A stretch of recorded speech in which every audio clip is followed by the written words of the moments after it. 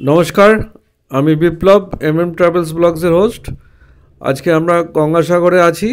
এখন আমরা কিছু মন্দির, এখানকার যেই মন্দিরগুলো সবাই দেখে না সেগুলি আমরা দর্শন করতে যাচ্ছি। এখানে অনেক বিখ্যাত বিখ্যাত মন্দির আছে, সেগুলো আপনাদেরকে দেখাবো। চলুন দেখে আসি। গঙ্গাসাগরের এই 8টি মন্দির যেটা আমরা দেখাবো ওটা হয়তো আপনারা অনেকেই দেখেননি, তো আমরা দেখাচ্ছি, সেগুলো দেখতে থাকুন, দেখবেন খুব ভালো লাগবে মন্দিরগুলো দেখে।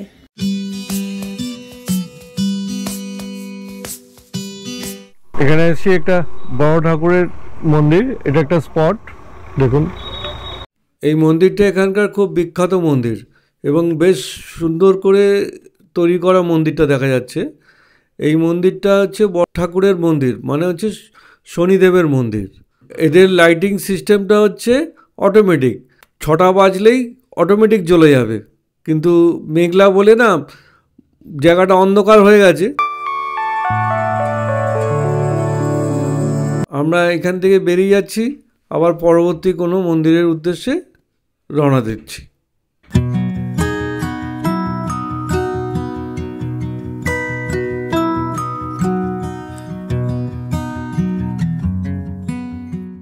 আমরা যে শনি ঠাকুরের মন্দিরটা দেখলাম, এই জায়গাটা হচ্ছে বামন মোড় বলে। আর পরবর্তী মন্দিরে যাচ্ছি আমরা, সেইটা হচ্ছে বাসন্তী দেবীর মন্দির।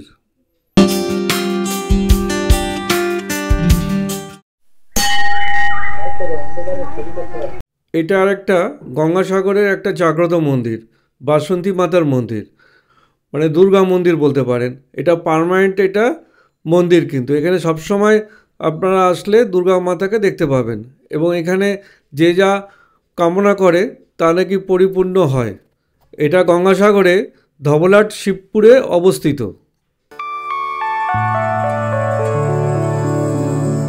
2-2.5 মাস পরে আবার আমরা দেখুন মা দুর্গার দর্শন পেলাম এখানে। আপনারা ভালো করে দর্শন করুন এবং যার যা কামনা আছে এখানেই বলুন, নিশ্চয়ই মা পূর্ণ করবে। ঠিক মা দুর্গার মন্দিরের পাশ দিয়েই একটা রাস্তা ঢুকেছে, ওখানে বিশালাক্ষী মায়ের মন্দির। চলুন যাই, দর্শন করে আসি। এই দুর্গা মায়ের মন্দিরের পাশে দিয়ে একটুখানি গেলেই বিশালাক্ষী মায়ের মন্দির। এটা হচ্ছে কোষ্ঠী পাথরের মন্দির। দেখুন, দেখাচ্ছি আপনাদেরকে, দেখুন। এই মন্দিরটা অনেক পুরনো মন্দির দেখা যাচ্ছে। এখানকার জমিদারের বাড়ি, ওনার বাড়িরই মন্দির এটা। এখানকার যে জমিদার ছিল তার বাড়িরই মন্দির এটা। এই মন্দিরটা 300 বছর পুরনো মন্দির।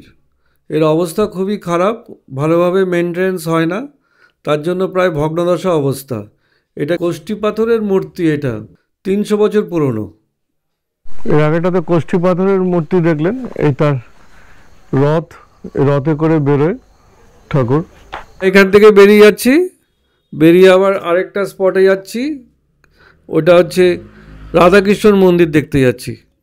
এই সেই রাধা গোবিন্দর মন্দির, দূর থেকে বেশ সুন্দর লাগছে দেখতে। চলুন ভেতরে গিয়ে রাধাকৃষ্ণকে দর্শন করে আসি। দেখুন মন্দিরটা, সুন্দর মন্দিরটা, রাধাকৃষ্ণের মন্দির।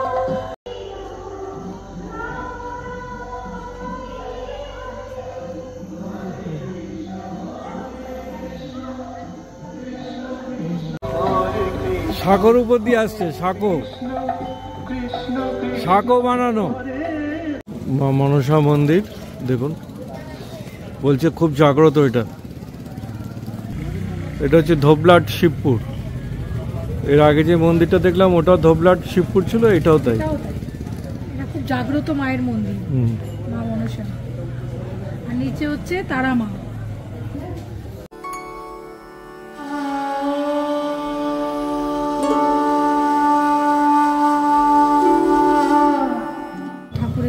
অন্নভোগ থেকে আরম্ভ করে সবকিছু হয়।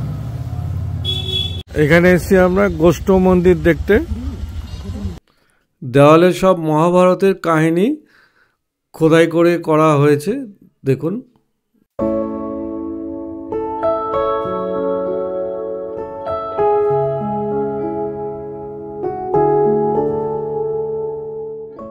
এই মন্দিরটা খুব সুন্দর এবং খুব বড় মন্দির বানিয়েছে এবং এত সুন্দর লাগছে দেখতে, মানে এখানে আসলে এর ভেতরে ঢুকলে মনে হয় যেন প্রাণটা জুড়ে যাচ্ছে, মনটা যেন একদম কীরকম ভক্তি ভাব চলে আসছে। এই জায়গাটাও এরকম সুন্দর।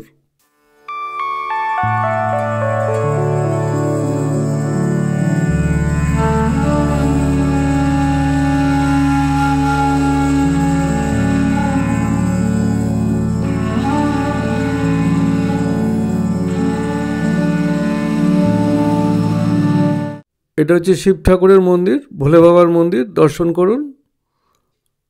তারপরে আমরা আবার অন্য মন্দিরে যাচ্ছি, পাশেই আছে, এখানে অনেক রকম মন্দির আছে, সেগুলো দেখাতে নিয়ে যাচ্ছি।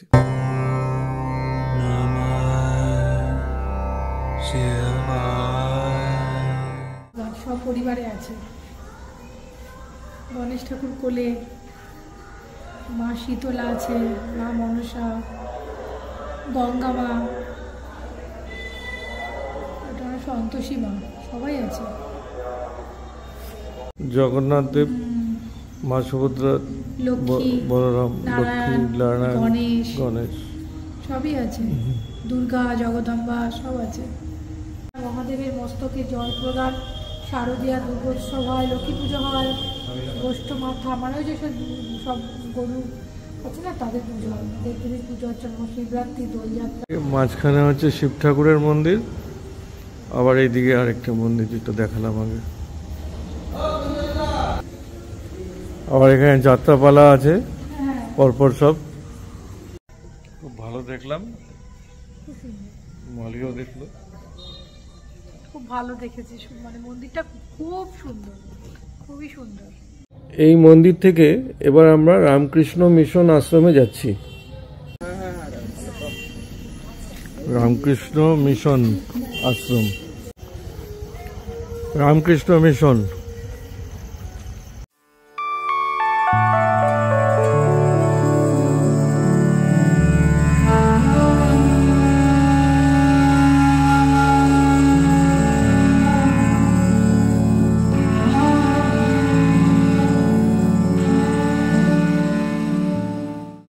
এখানে থাকার জায়গাও আছে। সমস্ত রামকৃষ্ণ মিশনেই সুন্দর সুন্দর গাছ লাগানো থাকে, এখানেও যেমন আছে। শুনলাম গ্রামে এক জায়গায় মেলা হচ্ছে, আমরা এখন সেই মেলাটা দেখতে যাচ্ছি। নাগ সরোবর, এটা রূপায়ণে গঙ্গাসাগর বকখালি উন্নয়ন পর্ষদ। এটা যে নাগ সরোবর মেলা চলছে।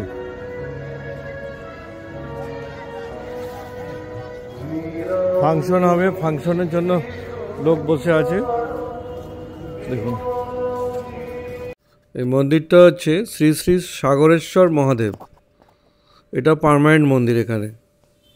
আমরা যারা শহরে থাকি তারা কিন্তু এরকম মেলা দেখতে খুব পছন্দ করি, গ্রামের এত সুন্দর মেলাগুলো খুব ভালো লাগে দেখতে, বিশেষত আমার তো খুব ভালো লাগছে।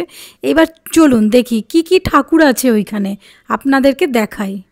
আচ্ছা, ফার্স্টেই আছে গণেশ ঠাকুর, তারপরে আছে মা যোগমায়া, তার সাথে আছেন বিষ্ণু, তারপরে এই ঠাকুরের নামটা হচ্ছে বিশালাক্ষী, মা বিশালাক্ষী। দেখুন কি সুন্দর। এরপরে হচ্ছে বাসুকী, নাগরাজ বাসুকী, তারপরে হচ্ছে মা মনসা, তারপর হচ্ছে গঙ্গা মা, তার সাথে কপিলমুনি আর ভগীরথ। দেখুন কি সুন্দর লাগছে দেখতে। এই দেখুন একটা কত বড় সরোবর দেখা যাচ্ছে, এই সরোবরের নামই কিন্তু এই মন্দিরটার নাম নাগ সরোবর। তার মানে হচ্ছে এটা শিবের মন্দির আছে এখানে প্রধানত, সবাই এই সরোবরে এসে জল নিয়ে মাথায় দেয়, এটা খুবই পুণ্যের। দেখুন এবার আমরা মেলা থেকে বেরিয়ে যাচ্ছি, কিন্তু বেরোবার সময় লক্ষ্য করলাম যে তার সিঁড়ির পাশ দিয়ে দুটো ফোয়ারা যাচ্ছে, একদিকে ব্লু কালার আর একদিকে হচ্ছে একটু রেডিশ টাইপের। এটা আর বেশি সুন্দর দেখতে লাগছে, খুব ভালো লাগছে দেখতে। এই দোকানটায় দেখুন, এই দোকানটাতে আমি এসছি, এখানে লেখা, এই সাধারণত লেখাটা দেখেই আমি কিন্তু বেশি এসছি। এখানে লেখা আছে এখানে বাতাসা মাখা সন্দেশ পাওয়া যায়। তো দেখুন এবার আমি খাচ্ছি, আমি ওনাদেরকে বললাম যে এখানে বাতাসা দিয়ে সন্দেশ পাওয়া যায়, তো উনি বললেন যে না না, এখানে আলাদা আলাদা লেখাই আছে বাতাসা মাখা সন্দেশ, কিন্তু আমি বুঝতে পারিনি তাই বলেছিলাম। তো আমি এখানের থেকে একটুখানি সন্দেশ কিনেছিলাম, কিনে নিয়ে খাচ্ছিলাম। মোটামুটি খেতে আর কি, খুব একটা বেশি ভালো নয়। এখন আমরা বাবা কপিলমুনি দেবের মন্দির যাব, ওখানে দেখে আমরা চা খেয়ে তারপরে আমরা হোটেলে ফিরে যাব।